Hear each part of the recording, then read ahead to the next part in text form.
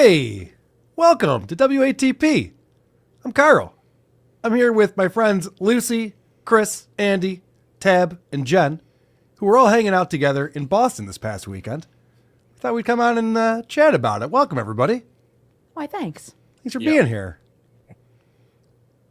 I appreciate you guys showing up for our little recap so we can discuss what we witnessed, what the people witnessed, what we learned from it. One of the first things that I learned is that you should never take a red eye anywhere. Yeah. Poor Dick. He slept most of the weekend.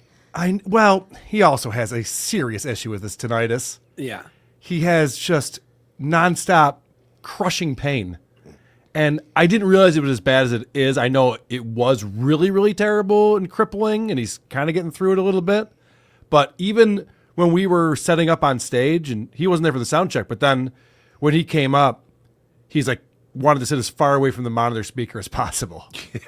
Which makes sense. It was shrill at first, but Vinny turned that down. Just any sound, though. Oh. Just crushes his He's brain. like, Carl, I know you tried to kill me at Cisco, but... Well, yeah. Any sound crushes his brain, and it's a whole weekend of people screaming in your face. Yes. Yeah. There's a lot of that. So it's kind of rough. Anyway, I have taken a red eye once from Vegas, and I'll never do it again. Yeah. It'll ruin your week. I took a red eye home from Hackamania, and it was awful. Yeah. Yeah. Like your body can't recover from. Well, I mean, me specifically, I don't sleep on planes. Right. I can't sleep sitting up. So for me, it's if you could sleep through it and be good, then yeah, that's awesome. Then you're time traveling. Then that's a good deal. That was basically my trip home. I left Boston at 4:00 yesterday and got to DC, and then I sat in the DC airport for 4 hours before they canceled my flight at like 10:00, and then put us in a hotel. But my flight out of DC this morning was at 5 a.m. So I got like 4 hours in the hotel, and I don't think I slept any of those hours. And then back at the airport and nonstop flight. So I got home at like 9 a.m. this morning and got in bed, and I kind of just want to go back there. Which airline did you take? American. Fuck American. I knew he was going to say American. Yeah. Fuck American. We took American because it was a direct flight. What did Tab say next? I did not want to take American. They fucked me over so bad in the past. I avoid them. Yeah. Like the plague. They fucked us coming back from Cape Coral. Yes, they did. It was super annoying because it was like the flight was supposed to leave at just before 8 to get back here, and then it was like, oh, it's going to be 9 now, just before 9. Now it's going to be just before 10. Now it's going to be just before 11, and then it was like, actually, it's canceled. Fuck you could have canceled this, 3 hours ago, and I could have at least, relaxed during this time and maybe slept. Yes, Muttering Jay, I'm anti-American airlines. Don't take that out of context, please. It'd be very bad. Anti-American, you say? Let's talk about our first day there. We came in on Friday, and thankfully someone told us to go to the seaport. Blind Mike brought that up. We had someone else too tell us that's the place to be, and that was great. I liked this place that we went to, Cisco Brewery or Cisco Brewing, something like that. Mm-hmm. Yeah, and it was enormous. So here's just a quick shot I took. Tents and outdoor stuff. This is like it's right there in the city. That's only a fraction of it. It's like 3 or 4. That's only a quarter of it. It's a huge courtyard with beer stations all around. Oh, there's bars everywhere. It was perfect. Never hard to get a beer, and the worst margarita pizza I've ever had. It was not good. They were real stingy with the fresh mozzarella. Too much ketchup? A little too much ketchup, too. Yeah, I took one look at that, and I said, we're going to go up the street. We went through this boutique bowling alley in like an entertainment complex with an Alamo Draft House, and got Boston chicken wings. I know. I was yelling at you, Andy. Like you're like, I got wings. They weren't very good. I'm like, we're from Western New York. You don't go to Boston to get wings, you fucking idiots. There were maple bourbon wings, and you didn't tell me that. I would have kicked you off the show. Jeez, maple bourbon. The manager smoke capris. The manager came up and was like thanking us for trying the food. He's like, "Oh, yeah, no overeats here," and I said, I understand why. I wish you would have said, "Are you sure? Nobody thought anyone would ever order that, so thank you. You sure that's what you want?" It's only because the food and the service sucks, sir. But Yeah. Well, there were a lot of weirdos at Cisco. Jeff, Yep, Porta-John. yep. He brought us Porta-John, which was great. Tried to get a lot of photos. I took more photography than usual. I wanted to be able to capture the weekend. I waited So, in line the whole time to get in with Jeff. Oh, you did? Yeah, he was right in front of me. Here's a weirdo. Here's me and another weirdo. Good looking group. Doing a lot of show and tell. Hey, look who's here. Speaking of weirdos. Blind Mike Geary. What's up, Mike? Hey. Hello. What's up, guys? What's up, man? Good to see you again. Mike was not with yeah. us Friday night. No, I was not. That sounds like a hellish nightmare to me. Yeah, I had a feeling that this was not something you'd want to It do. sounds like a hellish nightmare, but Mike, weren't you the one that told us all that we should go to the? Oh, for you guys, it seems like a lovely time. But It was. It was a good recommendation. It was my social anxiety nightmare. Exactly. Yeah. It was a lot. It was a lot. It was weird because there were a lot of like people. It was a huge event space, and there were a lot of people that weren't us there. And usually on Right. those meetups, we like find a mid-sized bar and just kind of Right, run right. everyone else out with our being assholes. We weren't And able to do that here. I know you tried, Tab, but I did. there were still people there. Yeah, it's a cool area. I forgot it was a Friday night in the summer, so I just was not thinking of that. Well, thankfully, someone told me. I got an email from a guy who goes, "You're going to Cisco on a Friday night? There's a line. It takes On an hour. purpose? It takes an hour to get in there." Yeah. And so we got there early, and we got right in, which worked out well, because yes, there were other people who were standing in line for a long time, but everyone found us because we were by the Porta-Johns. Yeah. Oh yeah. The place to hung out- be. we hung out That's by where the toilet. It was WATP must great. be. That's where people were able to find us Follow the very stench. easily. Yes. Yeah. So that worked out well. But I had a great time. There was a lot of people who came out to the thing beforehand, the night before. Yeah. A lot of familiar faces, a lot of new faces. That was a good time. I'm glad we did that. Yeah, that's always one of the best parts of the weekend is that Friday, just casual meetup with all the people coming into town, getting drinks, Now- saying hey. Now, obviously, a lot of dickheads there. This is a big event for the Dick Show. And as we were mentioning earlier, Dick is not feeling 100%. And he took the red eye, and he was kind of down a lot of the weekend. So he ghosted at some point, and people kept filtering in. And I started to feel bad because it's just like, hey, is Dick here? I'm like, I think he is. Yeah, he's around here somewhere. I was just gotta chatting be. with him a minute ago. Oh, yeah. You he was- just missed him. Yeah, he was donezo.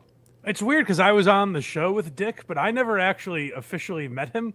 And I think that's because he and I seem very similar, where neither of us will talk unless you directly speak to us. So we just that's my fault. We never really met up. That's my fault. I should have introduced you because you guys sat next to each other for 2 hours before the show know. started.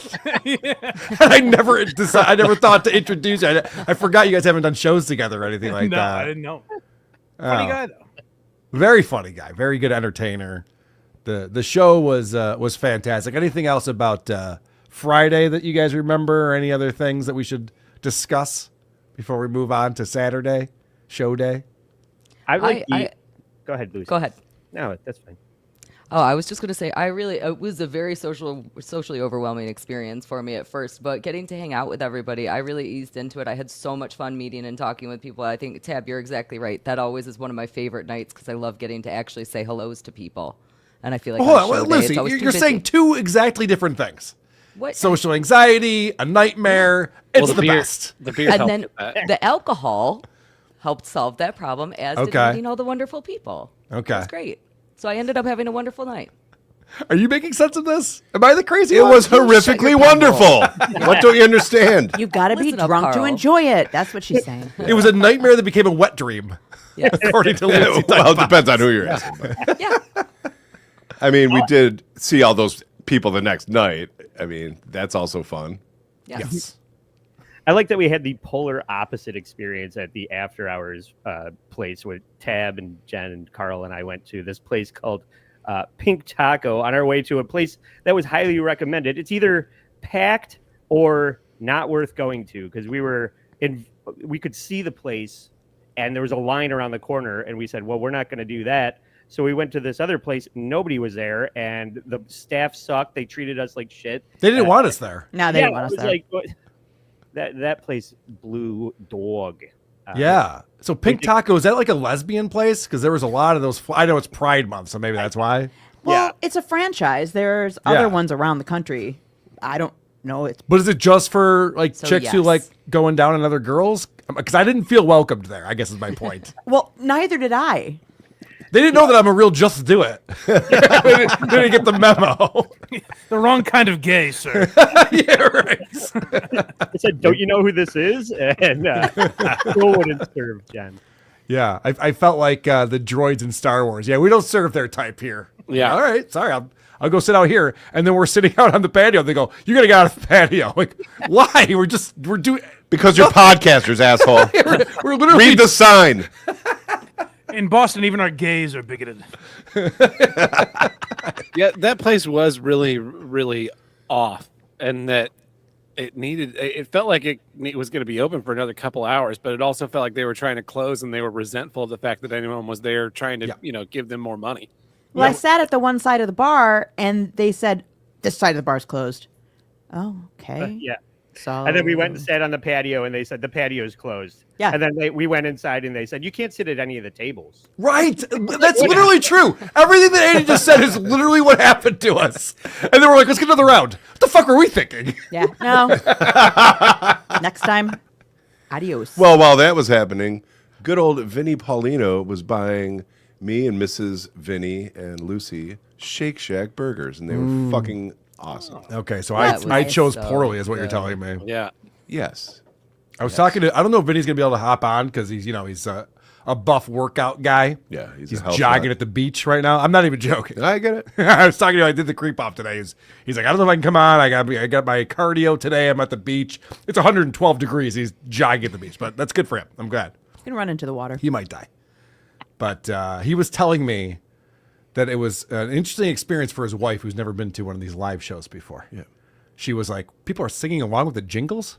What's going on? Are you guys popular? What's happening right now? She had no idea. What did Vinny tell her beforehand? That's what I want to know. She had no. Well, he probably said, "Yeah, a lot of people come out. They're big fans of the show. They love it." She went, "Oh, okay. I doubt it. Tell me another. Yeah, we'll see about that." That might have So been the thing I- that stood out most to me was when I heard people singing "My Transvestite Children" for TikTok. Dude, I played that twice. It's I know. such a toe tapper. You can't get enough of that one. In fact, I'll tell you what it sounds like. It sounds a little something like this. Yay! Sitting in my mobile coffee shop, Making videos about my transvestite children for TikTok. I got to figure out who sent that in. We got to give them proper credit. It's been a while. To think that that's the one that caught on when there's this woke dad jingle. Oh, that's not the woke dad jingle. I actually don't know this one. And other hits like No, this one. I would do anything in my power to keep them happy, healthy, and safe. The name that they would call their superhero was I stand up against injustice. Anyway, Standing up for you what's get the right. point. You get the point. I was excited. So it was Dick Show and Who Are These Podcasts? But because Blind Mike was there, because Vinny was there, we had some creep off elements. We had some Who Are These social elements, and I felt everything landed. Everything seemed to work. I'm getting ahead of myself. It seemed like the show went very well. People enjoyed it. Did you get that sense, Mike? Yeah, I will admit there were times, because I don't know Dick's show as well, where the crowd's going nuts. And I'm like, I have no fucking idea what we're They're all talking about. chanting his name. They're He's showing fucking- pictures of his vacation, and I'm like, I don't know what's going on here. But yeah, no, He's like, look at, I found some graffiti over here. Look at this photo. I took a graffiti. I'm like, wow! but yeah, it seemed like every segment had its own. It may have appealed to different parts of the audience, but Yeah. every segment seemed to hit. And so you've been doing live podcasts with Kirk Minahan. Yeah. What was the similarities, the differences? How would you compare the two? So this was more. We've done events like theater. He's done like theater shows, like the Wilbur here in Boston and stuff like that. And So for he's more me- popular. I get it. All right. I'm just throwing that in there. Sure. But The difficult thing for that is like I not only can I not see at those, I also can't hear a fucking thing. Oh, So Jesus. those are tough for me to participate in. And then when you guys were on stage, something occurred to me, and I leaned into Justin, who was with me, and I said, "Are they wearing headphones right now?" And he looks up and he goes, "No." And I go, "Well, here goes nothing." I thought I wasn't going to be able to hear again. And then I was just going to walk up there and you'd say something to me. I'd be like, "Righto, Carl, you said it." But luckily, the way that venue was set up, I could hear. So that Carl, I see your lips moving and I like it. Keep it going there, buddy. No, so what happened was when we did the sound check, and I do bring headphones. Like in Detroit, we'll bring headphones because Drew insists on it and he's right. We should have headphones. But we bring headphones to some of these shows. But at this venue, City Winery, they have the monitor speaker. It's set up for a music venue. So they have the monitor speakers and everything. And I guess I didn't put it in the rider that we needed a monitor speaker. Because they're like, "Oh, you want monitors on stage?" I'm like, "Well, yeah." I'd love to be able to hear what's going on. And so we did set up one monitor speaker. That seemed to be enough. Well, that just dawned on me today that there was, I was like, you know what? We didn't have headphones. And I could hear everything perfectly. Yeah. I used to be real weird about live shows, like setting it up like it's a radio show or like it's a podcast. And I've gotten better with that. I'm like, it's a venue. It's a live venue. We're just it'll be fine. Well, while we're talking about the monitor, I just want to say that was the most can-do spirit crew that we had. Our sound guy, our GM. Philadelphia 2 years ago when we did it with the Dick Show was also like that. There was a whole crew of people who were just running around doing anything we asked them to do, getting us food, going to places across the street. Nothing was a fucking problem. Yeah. Everything happened. But City Winery treated us very well. Yeah. Mason was the guy that was like, I guess our services guy, and he was so nice. Like just bringing us food, getting us drinks, making sure we had anything we needed, whatever request. He was just like, "Yeah, no problem," and he was Coolio, so chill. I was Coolio. I haven't stopped saying Coolio. He had a crutch word. Holy shit! Did he have a crutch word? There were a few times he threw it in there where I was like, "It's got to be a bit now." Where someone bit him, I bet you can't say it this many times. It's like he's doing the Super Troopers meow thing. We're like, all right. Exactly. Come on, man. He actually took me aside. He's like, "Is everything good?" And I said, "Coolio." He was elated. It's catching on. At one point, his control seemed to start slipping with as many things as Blind Mike was requesting backstage. I mean, talk about a diva. Fucking Blind Mike. He's just like, "Keep the food coming, assholes," and I'm not done drinking yet either. Set up the keg next to me. We couldn't get Mike to take advantage of anything. This place is comping all of the food and drinks or whatever you want. They're running and getting it for us, and we're like, "Mike, seriously, do you want something?" I'm great. I'm good. I don't want to be a problem. You wouldn't have been a problem. You could have ordered dinner. We all ordered. We're all eating dinner around here. Everybody ate dinner. I think even Justin got something, and I just, every one of us was eating dinner. I'm good. I'd rather sit in silence next to Dick for 2 hours. This guy I'll never meet. This guy gets it. All right. Well, I haven't mentioned this. Oh, I'm sorry. I was just gonna say it was out of all the city wineries that we've done live shows at, it was the perfect size for. Yeah. We did Nashville that felt like it was too big, and then we did New York that felt like it was too small. I felt like Goldilocks. So it was just right. Yeah. I agree. In fact, it was amazing how many people they crammed in there too. Like it's so close quarters, all those tables. Yeah, and I walked out on stage and I was like, "Holy shit!" There's a lot of people here. Yeah, here's a great photo of the crowd. I've been doing this more recently, and I'm like, "Oh, it seems douchey to pull out your phone and take a photo of the audience." But when I do it, I'm like, "Oh, I'm glad I did that because now I can." Andrew Schultz does it. You can do it. Okay, good. Yeah. I'm Whoa, low blow. I'm totally justified. I'm totally justified, then. Well, you have to prove to Kevin Brennan that people were there. Otherwise, he won't believe it. It's mostly for steel toe. I'll be honest. I'm waiting for him to tell me what a failure my event was that he wasn't at and doesn't know anything about. I think I was saying this to producer Chris that I don't realize it has seeped into my subconscious somehow. Because obviously, when I listen to John say like, "Oh, it was 4 losers at this show in Rochester," like obviously I'm like, "Oh, he's lying. He's an idiot." But then when I showed up, I'm like somewhere in me, I was like, "It's probably gonna be 4 losers here." And then I was like, "Oh shit!" People showed up to this thing. Times 100. So I do want to. I didn't mention this yet, but we do have the super tip system in play right now. And that's how you get to interrupt the show and ruin everyone's time by going to supertip.gg/WATP And Hunter Duke, who was there with Mrs. Hunter Duke. Yeah. He comes out to a lot of these shows. Great to see him. He's here supporting us right now. And that didn't work for some reason. No. He said something nice. Why is that not coming up on the screen? I should have tested this. It was powerful stuff, guys. Probably should have tested this thing ahead of time. But give it up for the Dukes. They are great. They are fantastic. They really gifted are. me a movie that I've been looking for a very long time. They gifted me Mexican Werewolf in Texas. Wow. Which is a really, all been on the really hunt for dumb that. movie. Yeah, Yeah, you're going to watch that Great. again? Jesus. yeah, I love it. It has one of the best booby reveals in cinema history. I've seen some good ones. Is the Great. werewolf a lady werewolf? It's a chupacabra, and Oh, I believe sorry. it's a man. With boobs? No, Oh. a girl's I was- boobs. I was trying to guess the Separate reveal. from the monster. Human boobies. Human boobies. It's worth the watch. It's worth Is it the there watch. legally? It's not there legally. I wish There's- Lucy's there's no testimonial was on the package. Like, it's got human boobies. Human boobies. 5 stars. All right. We vamp long enough?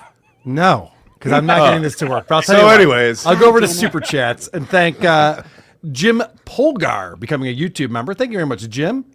Get the bonus episodes on here on this channel, as well as our shows on Saturday. You get those when you become a member. Thank you very much. Jonathan Mardukas, $10. Can't catch live, but Boston was fantastic. Exceeded expectations. Carl was even funner. Adam was even more interesting. Producer Chris is the nicest guy on the earth. And Blind Mike couldn't see shit. It's all true. It was great. Well, thank you very much, Jonathan. Thanks for being here. I think I said this on my show the other day. I hope it doesn't sound like an insult to Adam Bush, but like I know everyone says he's always very serious. He was very funny Saturday night. Oh, yeah. No, he's a Yeah. blast. Yeah. He was very funny conversationally too. I was Yes. a huge asshole to him for no reason Friday night because I had too much to drink. But then he like that was the Saturday reason. morning, everything was forgiven, and he was super chill the rest of the weekend. I really enjoyed meeting him. Adam did a thing to you, and I'm glad you brought this up. I would not have. So Friday night, we get back from the bar, and Adam doesn't show up at our place till like after 1 a.m. And it's me and producer Chris and Tab. We're still up, and Adam comes in, and we're chatting with him and stuff. And like you said, Tab maybe was overserved a little bit. And the next morning on Saturday, Adam comes up and he sees Tab and he goes, "Hey, I'm Adam Bush.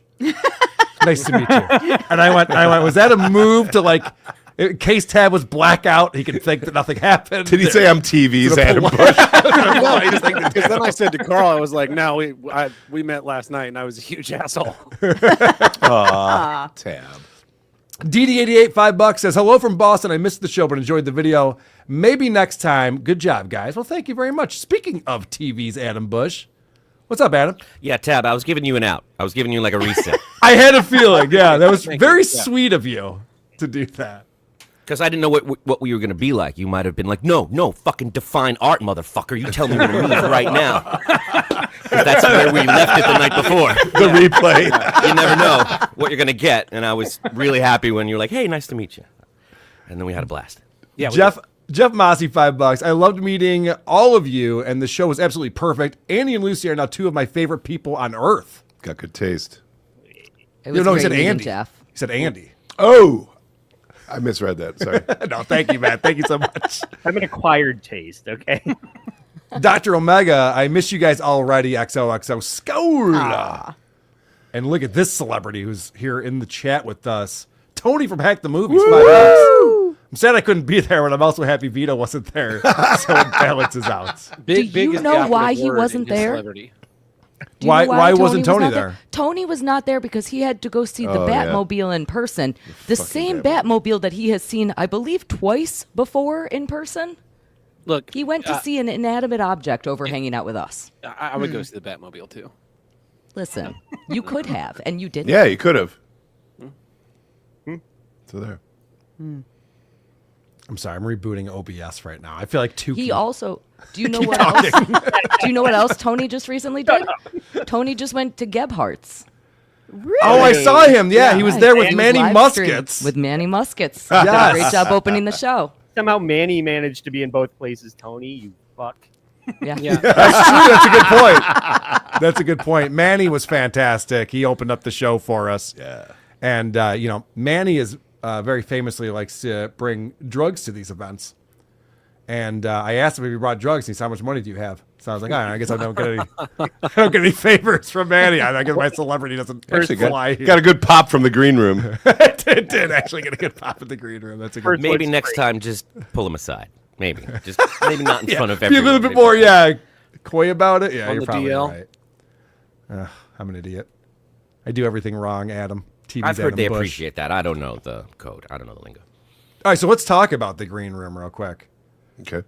And this is my fault. I think it's my fault. Maybe it's not. It's your fault. It probably is.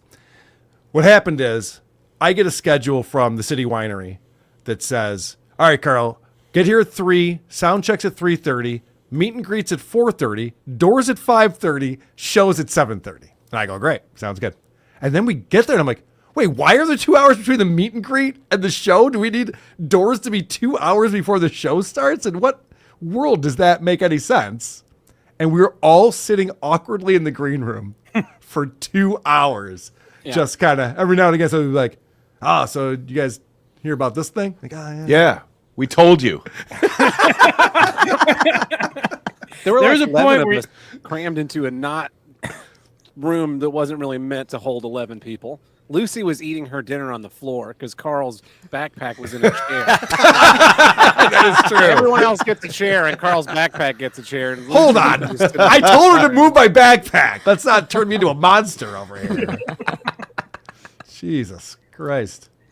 There's a point where like you guys all finished your food and then we were kind of just waiting around for a while, and then Vinny goes, "Wait, there's 40 minutes before the show starts?" It felt like we'd already been waiting for hours. Yeah. Yeah, it was literally hours. Well, we asked to start earlier too, and we were not permitted. He Yeah. said it would screw up the table service. Oh, right. Which was very important. I mean, It's a moneymaker. people All right. got to eat. All right, I'm going to try something, guys. Let's see if this works. This would be so amazing if this were to work right now. Oh my God. It worked. I fixed it. KJ, who I finally got to meet in person. KJ has been a huge supporter of this show. Yes. And she just gave us $100 as my first Dabbleverse event, and it was amazing. Jen and Lucy are so lovely. Chris, the hair is more breathtaking in person, and Carl couldn't have been nicer. Boston might need to become a yearly event like Detroit. Oh, that's interesting. Could Boston become an annual? I don't I know, would love Boston, that. you up for it? I'm not against it. I love Hunter Duke. Amazing time, like always. When do we get live in Colorado just for the meetup at Casa Bonita? We're on to Detroit.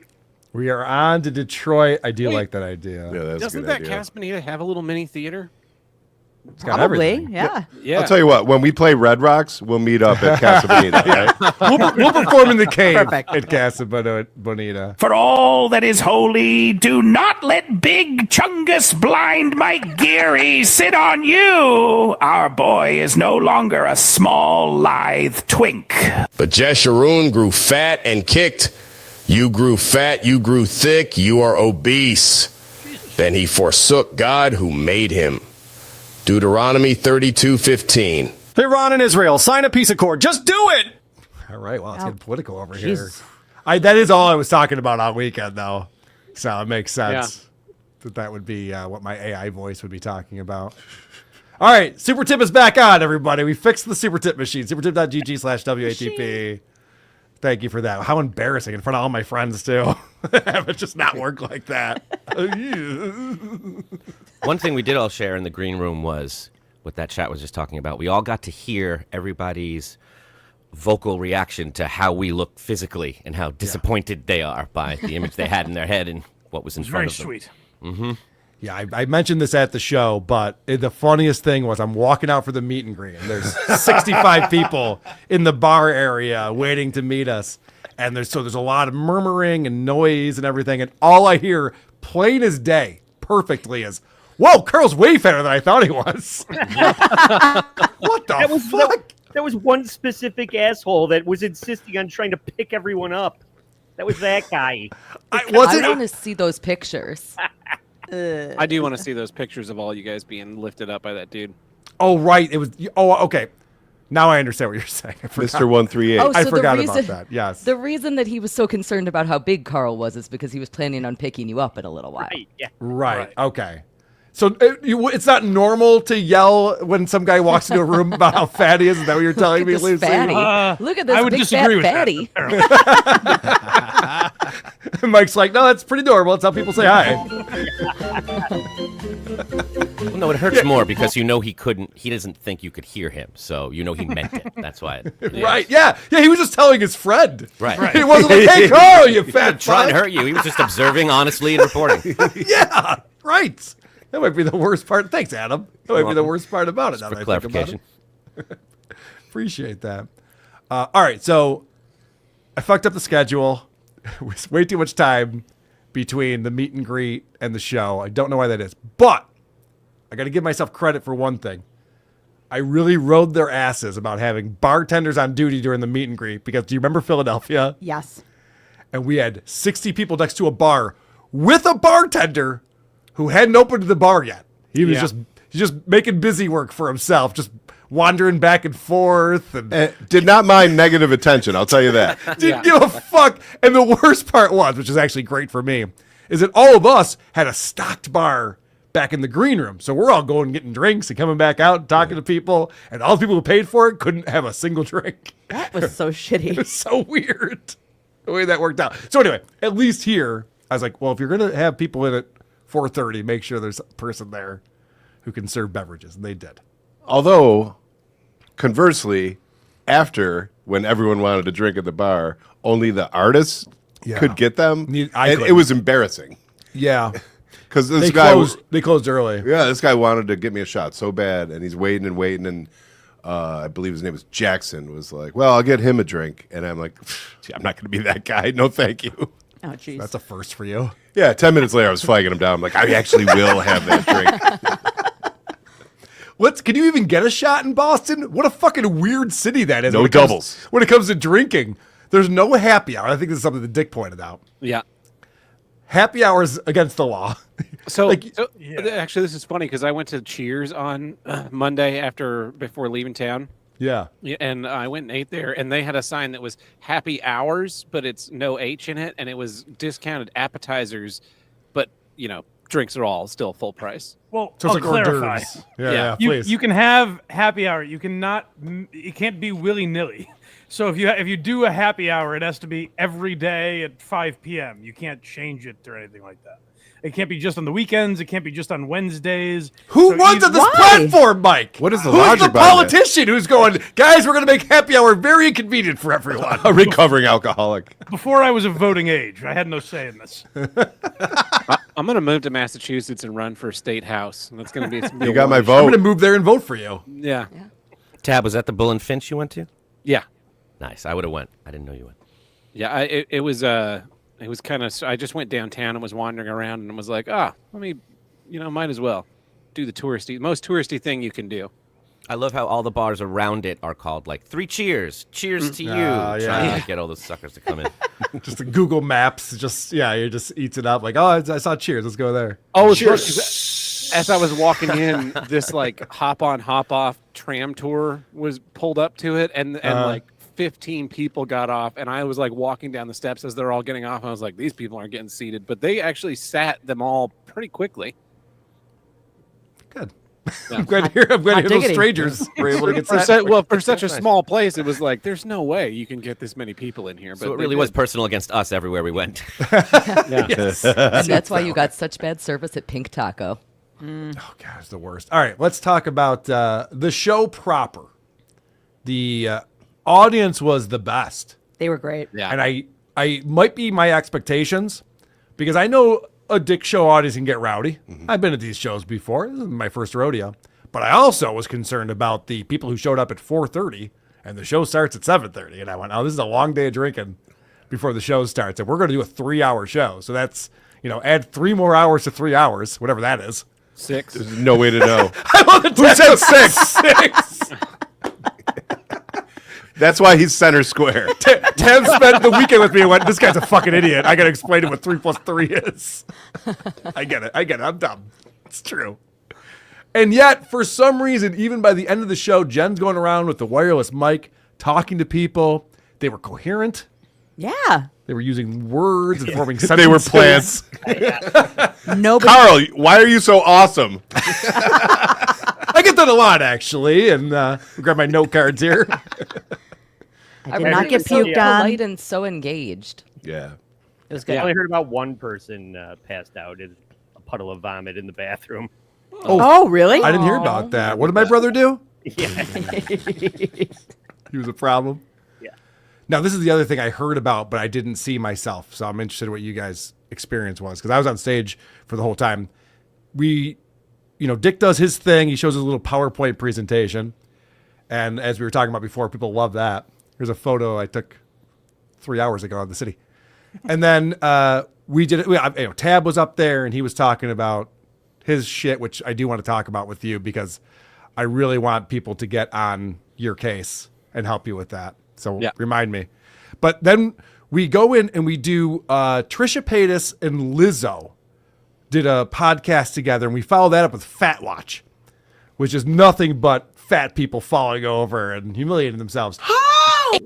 And I was told that there was a heavy-set server who seemed very upset about the content. Oh, no. I wasn't thrilled about it either, to be honest. So she waddles on stage. This is a folk house. They're not used to this. Right. It's very inclusive and very in an older tradition of listening rooms where everybody puts their phones down and listens to the music. And they, I thought, showed respect and gave the room over to the people who'd sold it out and did everything they could to make it a great show and stayed open as late as we wanted. Even long after they were going to make bread, everyone was supportive, but everyone got hit. Every single person in that place had one, including myself, went, and that's just part of the game. That's what we're doing there. And it felt fair, but it was interesting to witness. Yeah. I mean, it was a pretty long block of just making fun of fat people. That too, yeah, that was kind of start the show. We were breaking it up with other stuff in between. And then someone told me, and I can't remember who this was, but someone was walking out of the showroom or something, and there was employees like, how offensive is this show? Is everything okay? Like, they were concerned about it being super offensive. Oh, I didn't hear any of that. So then I was talking to the people who are there to make our lives easy. I go, is everything cool? Are we good? They're like, oh yeah, this is great. I'm like, okay. And then Jen and Lucy and Andy and Andy's wife were working the merch table afterwards, which was incredible. Like, tons of people coming through and grabbing merch. And I go to the guy, I think it was Mason, maybe it was Jackson. They look the same. And I go, do you need us to get out of here? Like, are we like overstaying our welcome? And he goes, I get paid by the hour. All right, cool. Well, then you don't give a shit. So I guess we'll. He said Coolio. He said Coolio. That's how I knew which one it was. I would say it was a pretty high number of a rate of sales for the merch at this one too. A lot of people were very into it. People loved the poster. People were glad that a lot of people were like, "Did Dick bring merch too?" And I was like, "Do you think Dick trucked a bunch of merch from LA on a plane?" No, it's like you could have the Philly poster or you could have this poster. But yeah, I mean, when we did Philly, we ordered brand new shirts just for that show. And we had them printed in Philadelphia, so there were the Philly shirts at the show. And then Vito Giswaldi started just fucking putting a Sharpie on undershirts, and that's what sold. And he mopped the floor with us. Yeah, Tony who did that. He was making the Sharpie undershirts. Yeah. Oh, was that? I've been blaming Vito all this time. That was Tony who did that? Him and Mint were doing it on Vito's behalf, but there was a whole. Team I was gonna say no. It was Vito's shirt though. Yeah, it was. It was a super killer shirt. Like Dick and I invested hundreds and hundreds of dollars and time, and we had an artist put this awesome design together with me and Dick on the shirt and all this cool shit. And then Vito just like fucking starts, or whoever is just drawing on an undershirt, and everyone's fucking lined up for that shit. Speaking of, go ahead. I was just going to say, I want to go back to the posters for a second. Mint Salad did an awesome job on this poster. We have so many great posters, but I really loved this one. And I think that's one of the reasons people were going so crazy for him. Yeah, I agree. It looked amazing. Yeah, I love Carl just bashing in a dude's head with a rock. Yeah. There's Johnny, the audio engineer, is like throwing a rock and smashing someone in the face. And Min explained to me all the people who are on it, because it's like there's someone beating up Maddox, there's someone else beating up Opie, Stuttering John's in the mix. I'm like, all right. I mean, I don't recognize those faces, but I like the idea of it. That we're just, it was a revolutionary thing. We were obviously the Americans. America. Mike is doing something in the back. Yeah, Mike's finding his way. Mike was wandering lost. aimlessly in the back. That was pretty great. I wasn't on the poster because I wasn't on the show originally. Right. So a couple people had me sign. I colored in Stuttering John's hair blue and then signed on top of him. Nice. Yeah, in Mike's defense, Justin wasn't on the poster either, so that's why he didn't know what was going on. Fair enough. Where to be. All right. The other big highlight of the show, Harrison Young. Yeah. Producer Chris, you had a lot to do with making sure Harrison Young was there, which I know wasn't easy. No, he's slippery. He's a tough one to nail down. So thank you for making that happen. Do you want to tell the story about trying to communicate with him and get him to the show? It was just, I'm sure you can use your imagination if you've seen Harrison before. You can almost hear how the phone calls would go. The first time I called him, he pretended he couldn't hear me. He was just doing this old man kind of paranoid thing. Well, I'm like, WATP, producer Chris. He's like, who? What? Yeah. So let's just flash forward and say I was delighted when I went through the crowd to go find something, and there he was, real close to the front. I'm like, no shit. And he's kind of a grump. In person, He was great I was to like, me. Unless you're a pretty girl. yeah, I was, and even then, I don't know. But so I'm walking by and I'm like, oh man, you made it. And before I could even introduce myself, because who might you be? I'm like, well, I'm producer Chris. We talked a lot, and I thought you were familiar with our show, but okay, you've been on it before. Yeah. Well, the funniest part about that was, so it was me and Chris and this guy Adam Thoreau, who's my video editor, who was the one who introduced us to Harrison in the first place. He works out in New England, so he's familiar with the public access TV show that Harrison does. And we're all trying to figure out, like, how do we make this a surprise? I want to bring up Harrison, and like people are like, whoa, Harrison's here. And so we're trying to figure out how to do that. We have this conference call impromptu. And so Chris calls up Harrison and says, listen, this is a surprise. No one's going to know you're going to be there. We're going to bring you into the show. It's going to get a big pop. It's going to be exciting. And Harrison goes right to Facebook and goes, I'm going to be at the Who Are These Podcast show in Boston. Like, you explained it was a surprise multiple times. Several times. That was like the main thing about this conversation. Yes. We don't know what we're doing yet, but it's a surprise. Don't tell anyone. Yeah. Well, originally we were going to have Dick react to some topic time videos. Yeah. And then ambush Dick by bringing up Harrison. That was the idea. And we realized that was never going to fucking work out. Ironically, it would. It kind of did, though. Yeah, it did. Yeah. Oh, Dick was very confused as to what the hell was going on when the topic time clip started getting played. Yes. It kind of did work out because I don't think Dick recognized that Harrison was there. Oh. And we were talking about having him in the green room with us. Could you imagine what a nightmare that would have been? Thank Dude, you 2 for not hours. doing that. Thank you for not doing that. Could you even imagine? He would have fallen asleep on Lucy's lap. I had a couple very special moments with him. Of course, as we were leaving the stage, he tried to plant a kiss on me. Oh, Jesus. Yeah, it was great. It was Are you pressing wonderful. charges? It was something. But we get off the stage, and he goes and he sits right back down. He's sitting up in the front of the room. And I went over to him, and I put my hand on his shoulder, and I said, Harrison, I just wanted to say that you did a really great job. And he goes, I know, and starts watching the show again. And I was like, okay, all right, neat. That was so on brand. Great interaction. And then at the end of the show, all of us had gotten up on stage so that we could take pictures with everybody, and had the big group of us on stage. And Harrison was standing next to me, and he was shorter than me, especially in my heels. And so he had his head like nuzzled into my shoulder. And he whispers, Jesus. I could stand here all night. And I was like, yes, Harrison. There's the photo right there. He's doing the Stuttering John lean over. Yeah, you might notice I'm also leaning. Unfortunately, we didn't have Blind Mike in this one. But I think just about everybody else on the show is He's up on wandering stage around the here. back like the poster. Oh, we should Photoshop him in. That's a good call. That's a terrific call. It's a great idea. Tab obviously dresses better than all of us. Yes. Oh yeah.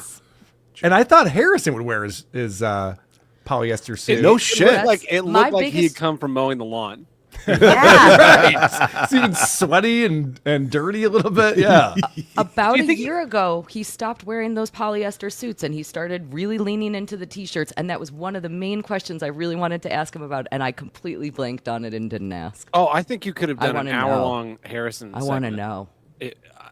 I wanted you guys to just keep on asking him more and more questions because every answer was more fascinating than the last. And Tab, I pulled the plug on it because we were trying to move things along, Yeah. but I know what you mean. Because even when I was like, all right, well, Harrison, thanks for coming up, he's like, that's it? I was like, yeah, I mean, that's enough.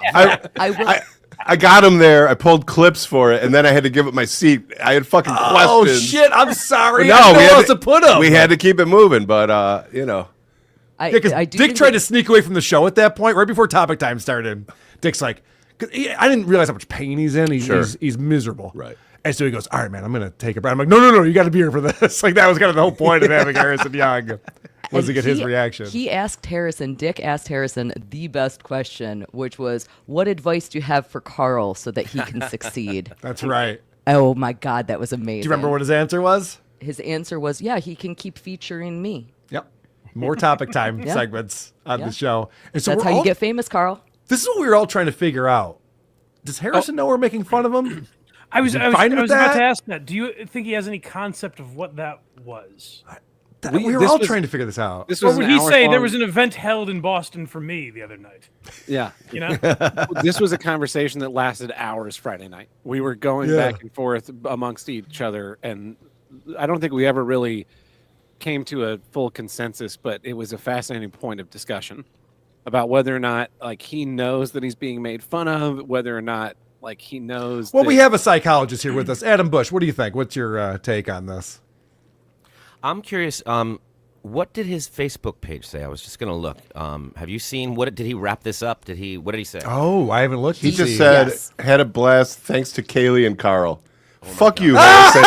I snubbed you again. Wow, you got snubbed. Thanks to Kaylee and Carl. He has a post up there. He has a post up there of him with you, Adam, and So- it's like promoting that you're going to be on his show very soon. If you, I if went you right up to look- him and I said, "Hey," and before I could even finish, he said, "Yeah, I know. When are you gonna be on the show?" I will. What an asshole. I'll do it. And then He I- must have got at least 6 different guests for his show that night alone. Yeah. Some of the fans. Mhm. One of the fans' girlfriends actually showed me a They're all- card. She's they're like, all "I'm going to women. be on his show." Yeah, you're very Every woman cute. he met got a card pretty and an little invitation lady. on the show. Oh yeah, not me. Annie. Everyone else. Yeah, Annie. He gave out so many cards. I was signing them after the show. Yeah, I People were signed coming to me them like, too. they're like, "Hey, will you sign my Harrison Young card?" I'm like, yeah, sure. And right at the end of the show, even when we were all on the stage, even after he had been such a huge part of the show, the sound guy came over to me and was like, "Do you want me to get rid of that guy?" He just has that quality. Way to go. Because I think I can take him. Yeah, thank you, City Winery. It's not even that guy's job. He's not even the bouncer. And he's like, yeah, I'll take care of this. It's great. Speaking of bouncers, there was a security guy guarding the the door to backstage. Yeah. Who was like so after the meet and greet, I was trying to get back there to go to the green room to hang out, and he's like stops me and he's like, "Are you staff?" And I say, "I'm in the I'm in the show." And he goes, "Are you staff?" "I'm in the show." "Are you staff?" "I'm in the show." And then finally Mason comes out and goes, "He's cool." And I'm like, "All right, cool." And then I could walk through. And then during the show, he's like watching TikToks. Oh yeah. Loudly. Stage loudly. And then at one point he's like messing with he kept messing with this piece of trim on the side of the stage, and I was like, what the fuck is this guy doing? There were a couple things he was engaged in. He did pay attention to the Lizzo segment, and he paid attention to, it might have been a cop cam thing. I'm not sure. But otherwise, he couldn't be bothered. How could you stand? He's right next to me on the stage. He's next to the stage. I'm on the stage. He's next to me. And he's watching TikTok videos with the volume on. With the volume up, yeah. How can you be that unaware of what's going on? We had the most polite audience. You would have never Yes. had to say, "People in the back, shut the fuck up" to this crowd, and yet you needed to say it to that security guard. Yeah. By the way, for those people that are in the back, remember to shut the fuck up. I do like that we have that recorded with Ted Williams it's saying that. 'cause beautiful. It does remind everyone at the beginning of every show. There was people chanting along with it in the back. I really appreciated that. Yes, there were. Supertip.gg/WATP is where you can go to participate in the show. Like Wastier. Second live show was fun. Come back to Philly again. All right. I like Philly. All right. I'll do that again. Although I was texting with Dick today. I'm like, it was great to see you for the last time ever. Glad we got to hang out for the weekend. You know, he's a family man now. It might never happen again. He's already having second thoughts. Oh, it's too late for that. Third trimester, I'm pretty sure. Even Well, California. not about anything No, coming about up retirement, soon. I believe. I know. It was a joke. Fucking people. Am I that unfunny? Abortion jokes on the abortion guy. Abortion jokes don't work on the show. Abortion guy. What the fuck? Dang lizard coming in. Seems like everyone had a blast except for the Duke. You think you're so clever not talking about me? I'll still sue you for using my content for this event. Wait for it. Skull. These losers had a live event. I don't care. I was famous on the radio. Now let me ban this idiot dang lizard. He doesn't realize we're in a civil war because people block on Facebook. That's like war. Yeah, I think dang lizard got blocked by Opie. A lot of people Wouldn't be have surprised. Yeah. What happened to Stuttering John's voice? That sounded weird. terrible. That got It was real like weird. Stuttering John doing an accent for half of it. Yeah, that got real weird. Sean Moore? I wish. It was more like a Hispanic Joey C. Red473 had a great conversation with Adam about Irish folk music, and Vinny helped me find a comedian for my charity event. Totally worth the trip. Well, that's not why anyone was there, but good. I Good byproducts. Now I'll know how to market this better next time we come to Boston. Looking for a show comic? was Want to talk mediocre. Irish folk music? Yeah. But Sauvignon Blanc at the bar was fantastic. Sean, the producer, Adam, read this for me. What's he saying? Adam, do you get Joss Whedon PTSD every time you look at Tab Burt? Listen, Sean, I spent the whole weekend with him, and I didn't at all. But now that you've said it, it's all I can see. That is very, very accurate. It's not in person, but on camera, yes, that is very eerie. Mike Roch, I get it, says, what Chris dealt with sounds like the movie Get Him to the Greek. Yes. Except for, yeah, he's not a drug addict, but yeah. Or a star. Okay, it's actually the opposite of Get Him to the Greek. Now that I think about it. He did get diddied, though. I want to show this photo right here because this is a big one for Jenny Jingles. Got to sit next to Blind Mike on stage. It was so exciting. How exciting was this for you, Jen? I loved it. I've been a fan for a long time. And he did say to me when I met him, I thought Carl put you up to it. And untrue. Yeah, I don't lie on her behalf to make you feel better, Mike. I said, I don't know if you heard the beginning of my show the other day. I said that Carl's too nice a guy because after the show, he comes up to me and I was like, I'm going to get out of here. And he goes, hey, just so you know, a lot of people were really excited that you came out tonight. And as we're walking away, I said to Justin, I was like, the show just ended. There's no way he knows that.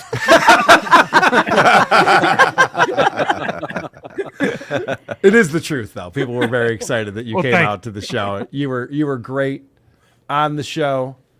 And here's another action shot of all of us up on the stage. There's the great Adam Bush with Vinnie Paulino and Blind Mike and producer Chris. What a lineup we had going on. Star-studded. This is me and Lucy after the show. We're getting photobombed. I had no idea. Oh, that buddy. Great. Yeah, What a I had no perfect idea. picture. I love we were it. getting photobombed. Yeah, no, you look fantastic. Thank you. Lucy. Never better. Yep. What else, you guys? What else were the highlights from the show itself? Does anyone have anything they want to share? If I may, I loved the Trisha segment. Yeah. And of course Harrison. But the biggest pop of the night and the biggest laugh that came from me, and it means a lot because I already knew it was going to happen. It was Vinny with the first reveal of that photo. Yeah. For anyone who hasn't seen it or listened, I don't want to blow it, but it sounds like this. I have a picture of the guy. You want to see him? Show my next picture. People went apeshit. Yeah. It was funny because I was coming from a Blind Mike and Justin touched on the shoulder and goes, who is that? Yeah. I knew it. We telephoned it back to Mike. That worked so well because it was Vito Gesualdi. Yeah. That worked so well, he did it a second time, and it worked again. Yeah. just as well. It's like, Jesus. It sounded like baseball. As I said before, I don't know Dick's show that well, so Justin was asking me like, "Who's Vito Giswaldi?" And I was like, "I think it's like Dick's co-host, but no one likes him, so I don't know. I don't really know how to explain it." No, that sums it up. Pretty close. Yeah, that's accurate. Pretty close. Vito was a real pain in the ass for Hackamania, so he's been. People like him. People like Vito. We all like Vito. He was going through it recently. Sure. So we give him some. No one in guff. that bar liked him. No one. I didn't see him. was there. I'm trying to be nice. There's a coincidence, Adam. Yeah, I know. Because then at the end, like Vito or Riley was like, "Thanks for not inviting Vito," and the crowd once again was just like, "Yeah!" They stood and cheered. It's almost as if Vito got the biggest applause of the night because of that. It was insane. It was insane. Which brings us to what was really the most powerful and unhinged moment of the night, which was the ending when Jenny was out talking to the audience, and it just showed how connected and engaged and involved everyone was. It was almost as if you didn't know what was going on, everyone was speaking in a code, like we were all in the same union, and we were just about to go on strike or fight or something, and it was just all really personal stuff, and from chatters we all knew, and then that rise to action that Klippa had against, who was it, against Vito? Yeah. And the place went wild. And then we immediately found out that we had bombed Iran, and it broke into chants of USA, USA. And then Dick's like, "Don't worry, I know how to calm this down." And he started chanting in fake German over everything, whipping. Which is what you do to restore order. Brilliantly. And Carl assessed the situation, said a quick goodbye, and it was over. And for that one moment, no one had control of the room, and it was just an uprising, and everyone felt the same way, and it was really, really powerful. I think I said, on that note. Yes, I think that's exactly there's nothing more you can say. Yeah, we're not going to get better from here. Like, I think you said, "Hail hamburger." I don't think that's what I said. Jesus. I think you said, "My heart goes out to you. My heart goes out to you." Give this guy a soundboard over here. I said, "Mission accomplished." There it was. My buddy Mahmoud, who handles the super tip system, has put in a super tip with $0 because he gets right to the front of the line, being the guy who designed it and everything. He says, "We've gotten to a point where if someone asks Adam to be on their show, it tells you all you need to know about their show." Oh, don't say that. Don't put that out there. We're going to disprove that. We have some other ones that didn't go the same way, say, Joey C went, that we can show you. That's true. Yeah, you were on with Casey Armstrong. We've been meaning to get to that. Mm-hmm. And that is a really nice one. So that's only mostly true. Coming soon. I thought the Christy Mayer interview was interesting. It was actually kind of about you. That was and not people making it about themselves and getting called out. It wasn't a bad one. So almost too much about Adam, if you ask me. But we'll play that WTP soon. That's coming soon. We'll get around to it. With you. No. I mean, she certainly runs a good show and knows how to do an interview. I was just surprised to learn how she's adjusting to marriage and being a mother. It's a lot differently than I had expected. Yeah, found that to be very revealing. Anything else from the live show that stuck out to anyone? I finally got to meet and speak with Mr. Magenta.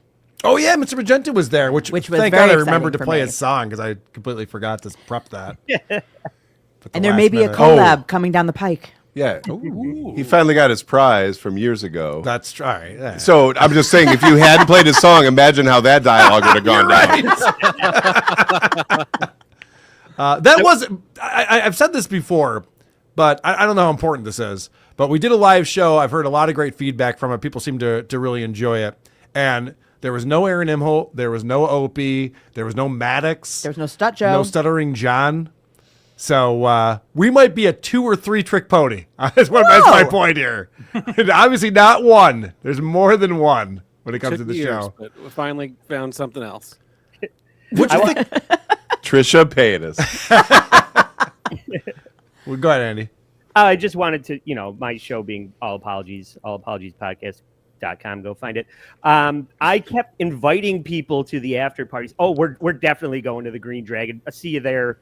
We're gonna party all night, and And then I didn't go at all, so I apologize to everybody that showed up there because I told them to go there. Well, none of us did because it was packed. None of us went to the gills. Green Dragon, and then go ahead. I think like it ended up with 3 or 4 different little scattered gatherings. The Yes. dickheads ended up at Causeway Tavern on the Square, and so Mint and Riley were like, "Yeah, we'll give you and Johnny and Schizo Mike a ride." And I was like, "Great!" And so we get in their car, and then we drive out of the parking garage and follow the directions to get to Tavern on the Square. And we pulling up to Tavern on the Square, and we pulled into the same parking garage we just pulled out of because we had walked past Tavern on the Square to get to their car.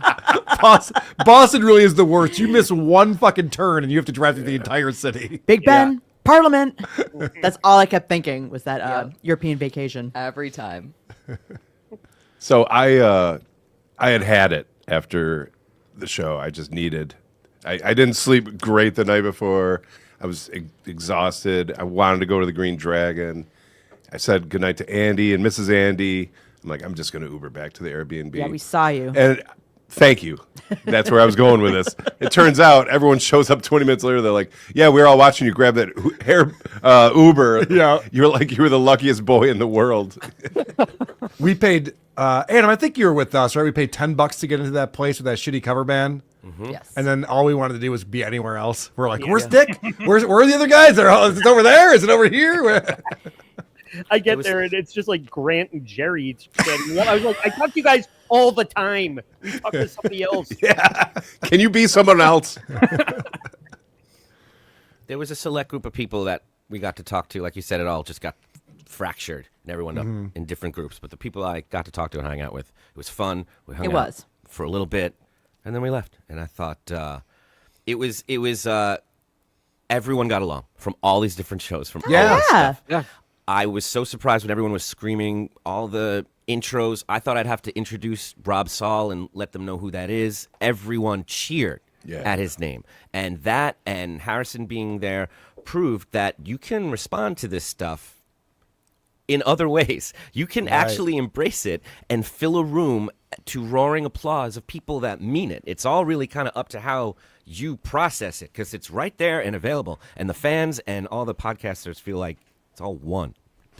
Yeah, that's a great point. Adam and I were talking about that afterwards. You brought that up, where it's like, this is how you embrace this sort of thing. This is what Opie and John and Patrick Michael and the list goes on and on and on haven't figured out. Like, Harrison Young came to our show and got a huge pop, like huge applause. He got a standing ovation walking up on stage. The entire rest of the night, people were snapping at things, watching the crowd snap, watching the crowd snap for every single thing that he did, and then continue that into future segments that had nothing to do with Harrison was incredible. He impacted that room. It was crazy. But I love that point you made, Adam, because like Rob Saul, that's kind of like a thing that's over here, and there's no way the Dick audience is like following what Rob Saul is up to. And Mike, when you and I did Woke Dad, I wasn't sure what that was going to be like, but it seemed like everyone was kind of on the same page with Woke. We ended up to give a lot of like lore and backstory for that. Yeah, I didn't know because I didn't know how much these shows crossed over. Because like when Dick would talk about stuff, there'd be a massive pop. So I was like, okay, what are the odds that any of these people have any idea who Daniel Alexander is? But it seemed, like I said, like people were singing along with the intro. So and it was people, crazy how well it meshed. People were chanting Dick a lot, but I think it's just because it was Pride Month. Yeah, I don't think it had anything to do with it. I know I It was a coincidence. Right, I know that's why you were doing it. Hellraiser 69, $5. I was so sad to make it to Boston. I think he means not make it. But I really enjoyed the audio episode. Great job, everyone. Well, thank you very much. Yeah, the audio came out good. Oh, props to Vinny Paulino. Yeah. Once again, Vinny's the reason we did things differently than we do at a lot of these live shows. And Vinny brought the video equipment and all the other things you need to do to get the audio and video synced up and the video monitors. Make that happen. And of course, Adam Thoreau did a bunch of stuff.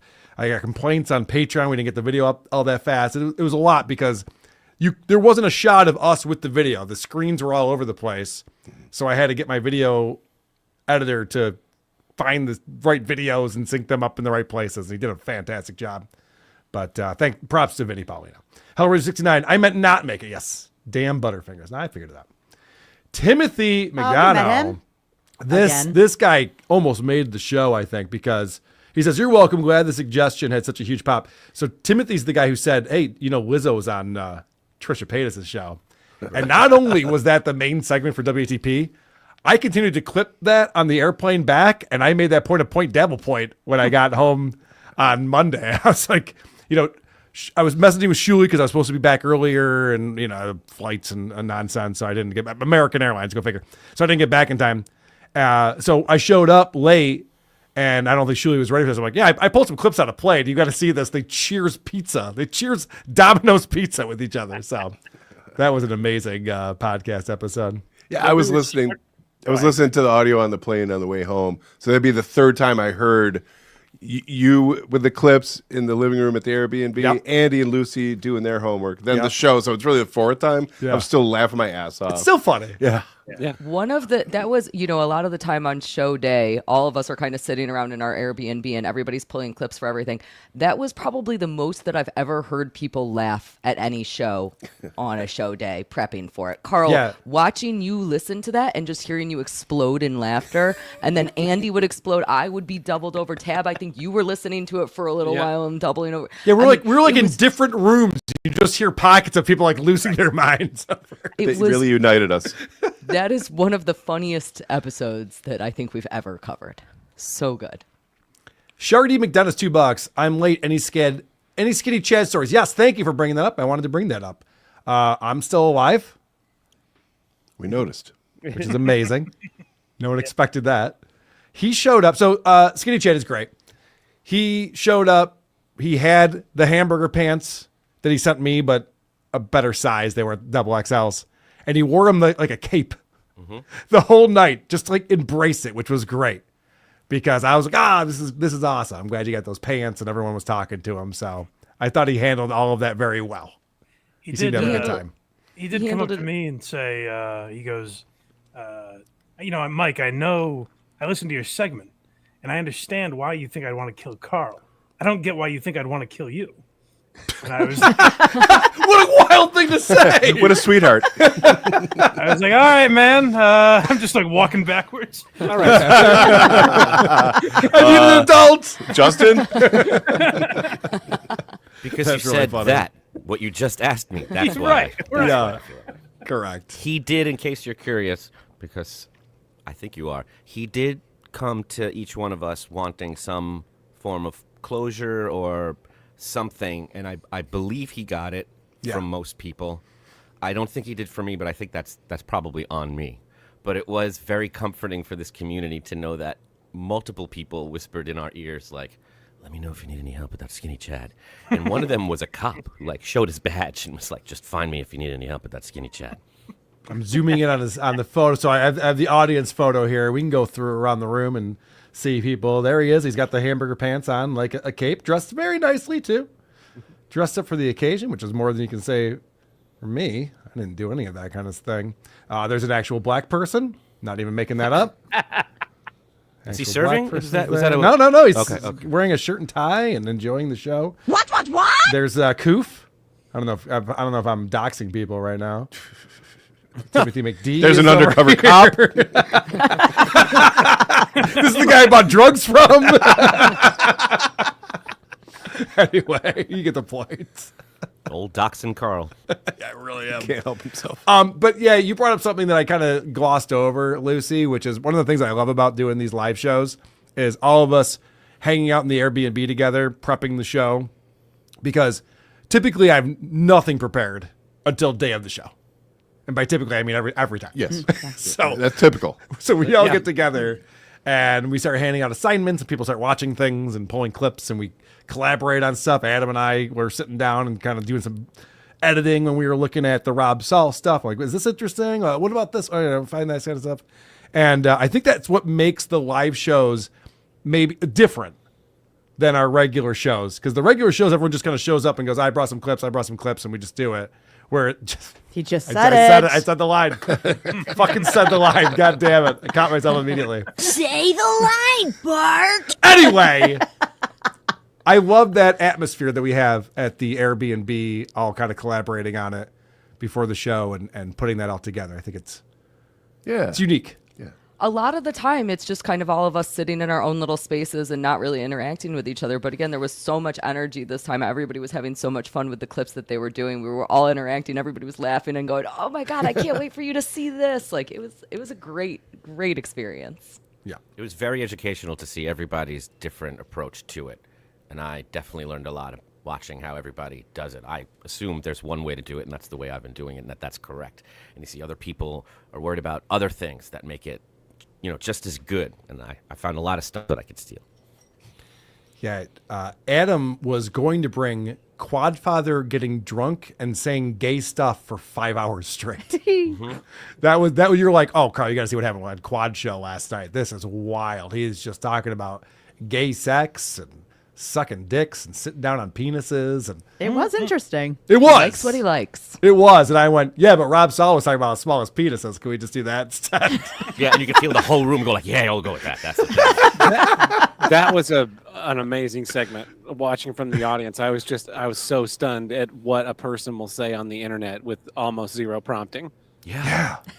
And at length. Yeah. No pun His intended. brother had the length, but yeah. You get the point. Weird Comet has been a member for 13 months. Says on vacation, not paying the Dabbleverse attention. Everyone's asleep now, and I grab my phone. I'll watch some other time.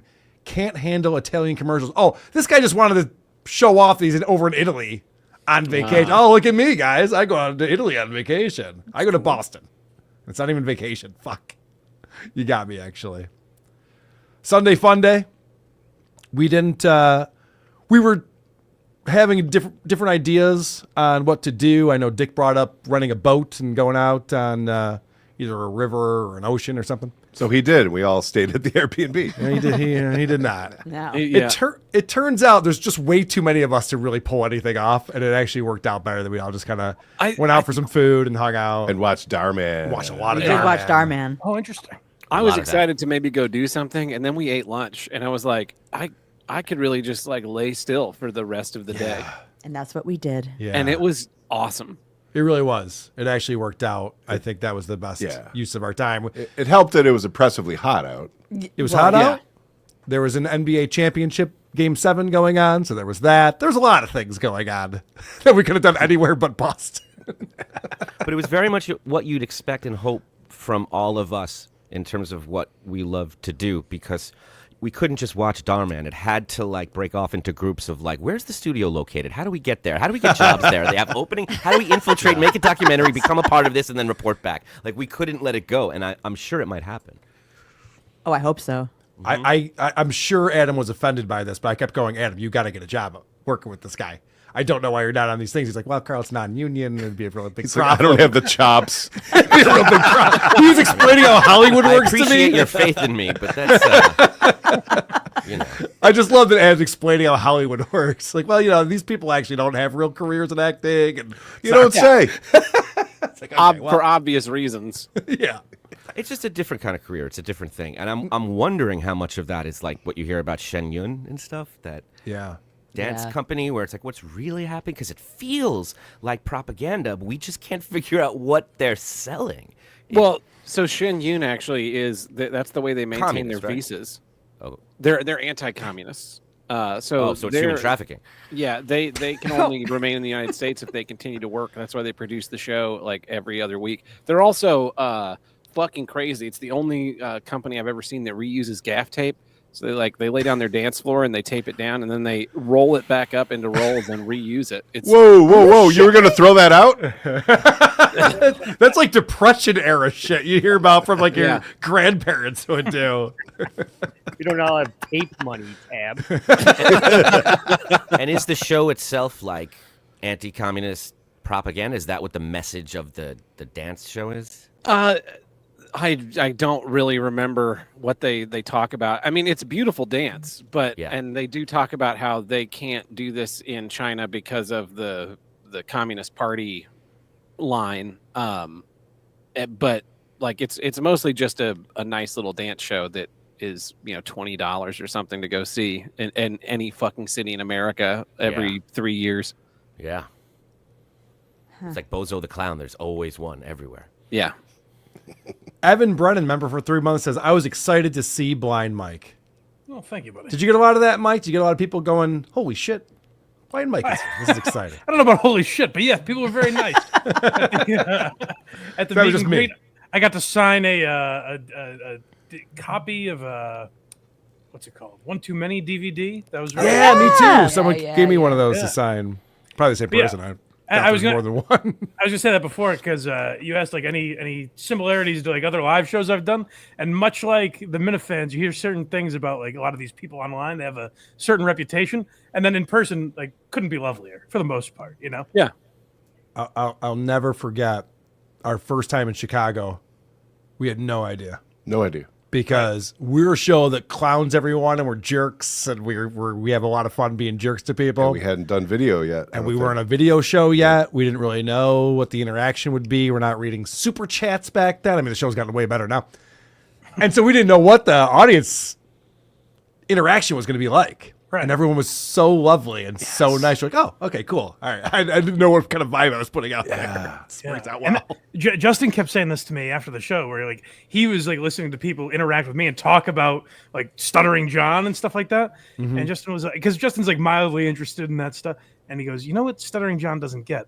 If he showed up there, massive, like biggest pop of his life. Well, that's what we were talking about with Harrison Young. I mean, Yeah. they'd be chanting his name still. They'd still be in that place. I was in the audience when it happened. There was a brief in part of Cardiff's intro or something, a real brief clip of John. And I got to tell you, the look of love that fell Yes. across everyone, it was just like almost like, like there he is. He would have felt that in person the way I truly believe this was the first time Harrison Young has felt physical contact in years. And I think it would be similar for John. Lucy. I wish. Yeah, and some of it, not just from Lucy, like everybody Dang it was all. just. Even though he's in that baseball league, you don't think he has a lot of physical contact with other people? It's a very small league. I don't know if That's they're taking true. any new members right now. He Very did ask exclusive. me. He I did need to- ask me to come watch him play baseball tomorrow. I need to ask because obviously he turned over his phone and asked you to hold it up to a camera that didn't exist. What was on that phone? If you watch the video, Adam Theron knew exactly what he was talking about because he posted it on social media. So we did splice in the photo that he was talking about if you watched on YouTube. Oh, that's great. It is, Andy. When I tell you, if you're ever like on, apartments.com or homes.com or something like that, and it's just like images of empty rooms, that's all it is. It's just a empty room. It's depressing. When he was He talking was about the so number, Set up for baseball. He was so excited to show everyone too. He's like, "This is my living room." You're like, "Oh, okay." Jesus. when he was talking about the number of championships he's won, it's like when you hear there's been like 47 seasons of The Bachelor. You're like, that doesn't. Yeah, make how's any that sense. possible? Well, when he said that he's won like 148 championships over 20 years, it's like, well, that's only like 7 a year. Right. It's a tough game, apparently. It's not a high number.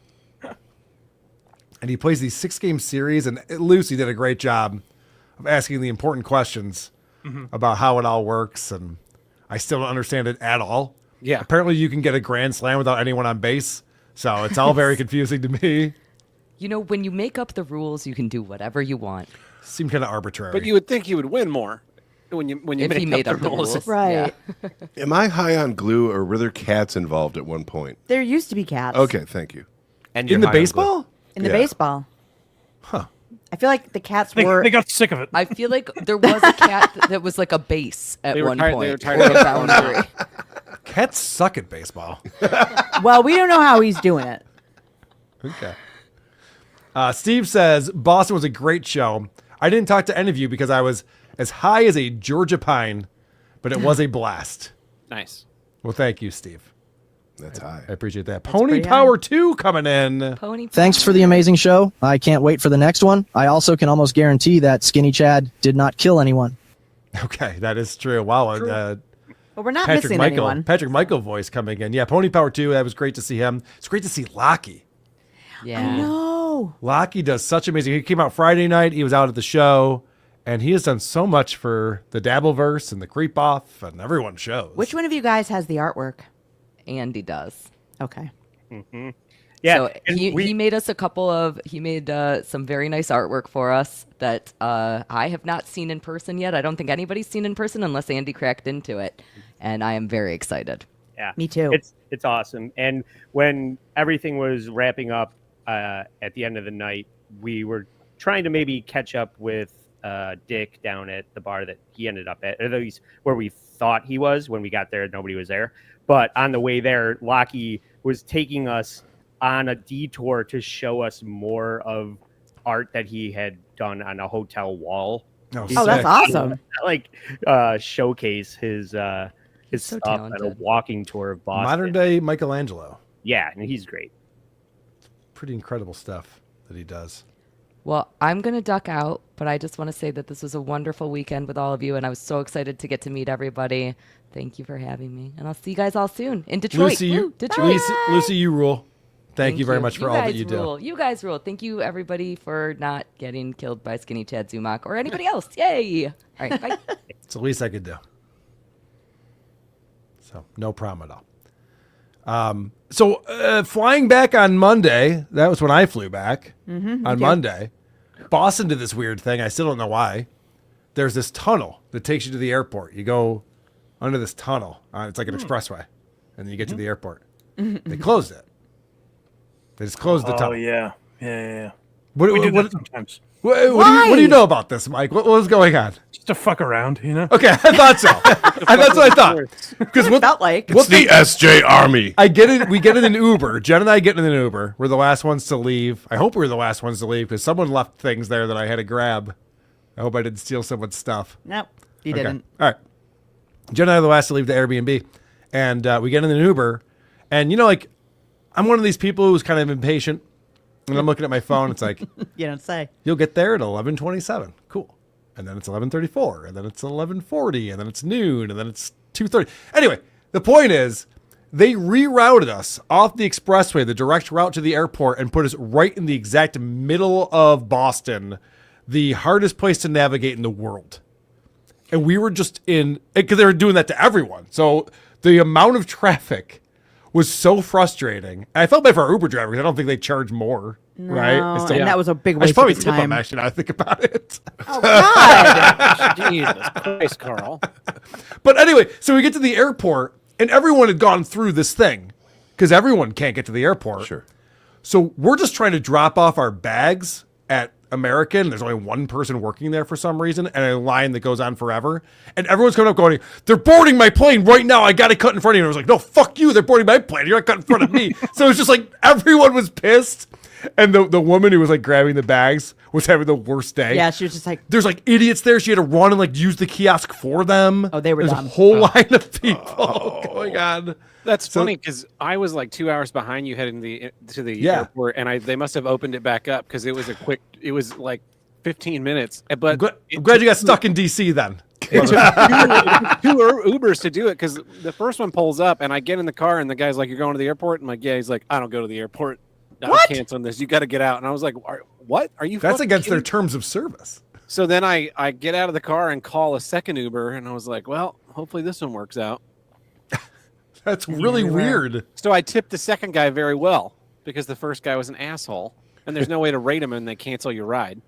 Oh. I bet our Uber driver wishes he had the same policy because taking us to the airport sucks. I don't do tunnels. I don't I felt like we went around the block, then we went down around the same block, but a little farther, then around again. We were just doing like loop-de-loops. I'm watching on the app, which I probably shouldn't do. And I'm just watching us drive away from the airport for most of the time. It's like when you're waiting for your food from Grubhub. Yeah. Oh, yeah. Never watch that thing. Like, where are they going? Yeah. Anyhow, we made it. That was just great. When I was arriving in Boston on Thursday, it was the hottest day of the week. It was pushing 100 with the heat index. There was a tour bus broken down on the side of the road with another tour bus there showing up to help people, escape that. And I Save their all I could lives. think was like, what if I was on that? And it was just like no air conditioning, sitting there, just dying in 100-degree heat. So could have been worse. Well, there you go. Yeah. Look at these schmucks. What am I complaining about? Good point. All right. I'm going to go around the horn and any other highlights or anything that you guys remember from Boston and I don't know, events or shout outs or people you were excited to see, Jenny Jingles? I already said what I was very excited about, but the other thing that I did know, Blind Mike, we get it. All right. I'm a big Enough fan. about that. Also, the crowd was so amazing. Like, Yeah. nobody was really unruly. Nobody seemed to be too out of control. Just out of control enough. It was a lot of fun. It was a really great crowd. I agree. PC, anything else? No, I think we covered it all, man. Did I say Darmann? Yes, you did. And we I introduced Dick to Darmann. He had never heard of it before, so that I had was never funny. heard of it And either. Adam. Oh, okay. Really? Yeah. Oh, he's It amazing. was entertaining for the first like 6 or 7, and then it was like it started to become viscerally irritating, and I had to walk away for a bit. If you like the movie The Room, I highly recommend you check out Darmann, Darmann, on YouTube. He doesn't need our money, but you will enjoy He's it. doing very well. Something happens around episode 40, 45 if you just keep watching. And You start to tough get to get there, but when you indoctrinated. do, it's kind of like enlightenment. You'll get it. Andy, what do you think? I love Boston. I will always want an opportunity to go back, and I had a lot of fun. I just like walking around and seeing the history on right on the walls. It's a really cool city, and the beer culture was great. I got some Trillium beer, and Did Mrs. Andy have a good time? Oh yeah, She glad she went? Oh yeah, yep. Good. Great time. Good. Blind Mike, any takeaways? Any other? I mean, we've talked about a lot, but I was glad you guys scheduled one 25 minutes from my house, because otherwise, instinctively, I would have avoided doing it if I could. So this forced me to do it, and I'm glad I did, because it was a very cool event. Yeah, that's great. And Tab, let's talk about your situation. You came out at the last minute. You were not going to be a part of this, and then you kind of lost everything in the last week or two. Yeah. So And so you're like, fuck it, I'm going to Boston. I got into a Twitter argument at the beginning of the month with a huge retard, I guess, that totally spurred out and went and screenshot a bunch of my old tweets and reported me to the glass studio I work at here in St. Louis and my employer. And so during the last time I was on WATP a couple weeks ago, I got banned from the glass studio. And then Thursday, which is your biggest passion in life at this point. Yeah. Thursday, before flying out to Boston on Friday morning, I was fired from my full-time job for these mean tweets. So I'm exploring. I saw the letter that Tab got. It was just like this. I mean, the work that you do over there, and then for them to just like write a very informal like, we are writing to inform you that your values and blah blah blah blah do not align with ding and whatever. And so it was all crumpled up when he sent us. Yeah, I don't think he reacted to it well. I did throw it away, and then figured that. So I am going to pursue some legal rectification of this situation, and I'll as that gets going, I'll keep the WATP listeners and the Dick Show listeners in the loop as far as what's going on with that and any support that I may need. So hopefully this all gets.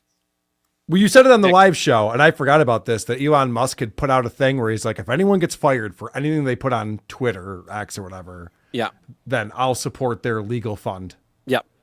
And no limit. So yeah. And so you are a perfect example of that. We do need to get his attention. But yeah, the show was great. I love hanging out in the Airbnb with the people on the show. It's one of my favorite things. I mean, that's how Carl and I met on a Dick Show. 5 years ago now? And just after the show, Carl and I were sitting out on the balcony up there just drinking and talking about what a great time it was, and that's always been one of my favorite parts. And then also because then like Dick came back at like 3 a.m. and we're just up there drinking, and Dick just comes out, and we're just like after this like big show in Tampa that we did, it was like, oh, this is a nice little wind down, and I remember that night very well. Yeah, and that's why I run the shows the way I do, is because of Dick. Yeah, don't take that out of context. A huge thank you to the fans who make these kind of things possible. Because if you weren't listening to these shows, if you weren't supporting these creators, we wouldn't get this opportunity to spend time together, to meet you in person, and that is also it's so fun meeting these people that have the online pseudonyms, and it's like, hey, I'm Mr. Magenta, like I'm Mr. 138, I'm this guy, and I'm Tab Bert's a cuck. Yeah. Hey, Tab. Bert's a cuck. You get to put a face with like this name of a random shit poster, and it's also funny.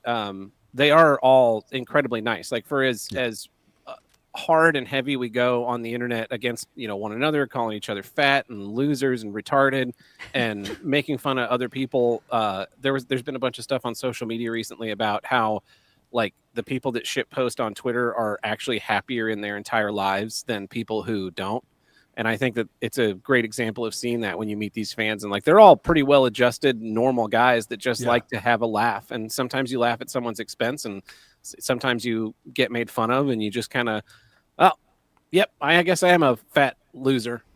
And there are loser shit posters. They just can't afford to go to these events, so it works out well. We kind of get the right ones, to show up for this stuff.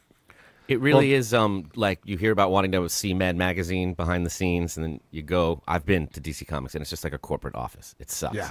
But you go to the Howard Stern show in the 90s at K-Rock, and you're like, wow, it really is just like you hope.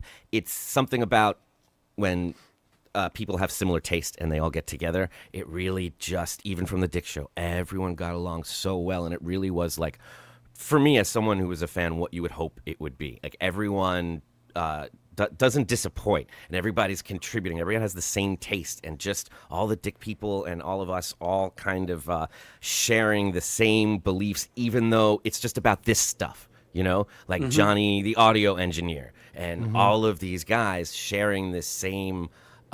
It doesn't disappoint. It's what you hope it would be when you're out there listening. Like there's a group chat you have with Vince DeLore and all those people, and as a fan, I used to be like, man, I wish I was on that group chat, but now I don't. Because that's scary, but this is the real way to go. Everyone is very sincere, and it's beautiful. I appreciate you saying that, Adam. I'll never forget when it was maybe our first show in Detroit, maybe our second one, and Drew had to come over and bring us posters or whatever he was dropping off to us. And he comes into our Airbnb, and we're all just hanging out. It's like the day of the show. We're all just hanging out, and I'm like, oh, Drew, what's up? We're sitting and talking. He's just like, I couldn't believe how relaxed everybody was. Like, we have a show tonight, and everyone's prepping for it, and no one... This is our fun. This is what we do for fun. So no one's like, they're like, all right, Drew, I don't have time for you right now. We got a show. You know what I mean? It's like, did he talk to Vinny? All right. So maybe it's not 100% like that. Matthew Raleigh, $5. I just want to make sure everyone is aware that Carl has gone to the wrong airport twice in the last 5 years. Okay, carry on. What do you mean twice? No, once, but then you left your computer on a plane. Well, I've done a lot of dumb things. I'm kind of an idiot. And the other one was my fault. Oh, that's right. Oh, yes, you're right. I did go to the wrong airport twice. The other one was because Andy put in the Uber wrong. Thanks for the great live show, guys. Thank you all for not killing yourselves. Oh, cool. Thank you very much, Koof. The stickers he made were amazing. And thank you guys for all being here. Matthew Rowley, Skinny Chad is the most well-adjusted. OG Mumbo Nick says, I'm glad you guys liked Boston so much. It's a great city. I really wish I could have made it to the show. Hopefully you'll come back again next year. We'll come back to Boston again. That was a phenomenal experience. Last thing I wanted to mention is that a lot of people know about this. I'll just say it. It turns out my father passed away on Saturday, and my mom, who did an amazing thing, she decided not to tell me or my brother until Sunday, which worked out really, really well because he passed away Saturday morning, and we didn't know that. So it made it very easy for my brother and I to do the show and enjoy it and do our thing. And so... Anyway, I know people have been following that. It was a good time for me. We had an amazing Father's Day. The great grandkids were over. It was a lot of closure, a lot of good things. So just let everyone know that is the deal. And I will not be on WATS because we do have some services and things going on. But Mike, you're going to do WATS this week, right? Yeah, the real funeral. I have to be with Casey Day. Yeah, don't feel bad for me, guys. Feel bad for Mike. I take that back. Craig's going to be on, actually. So. Oh, good. Okay. Even worse. Craig's never been on. He's never been on WATS before. So no, he hasn't. This is very exciting. So we'll be good. on tomorrow at usual time. Very good. Well, guys, thanks so much for being part of the live show. Thanks for coming on here to talk about it. It was a fun little recap. I don't know if these are necessary or not, but I enjoy them. Yeah. Everyone tell me this is okay. It's okay. As long as we're having fun. It doesn't matter if they like it. That's exactly right. That's the spirit. Thank you very much. No shit. Who are these podcasts? WATP.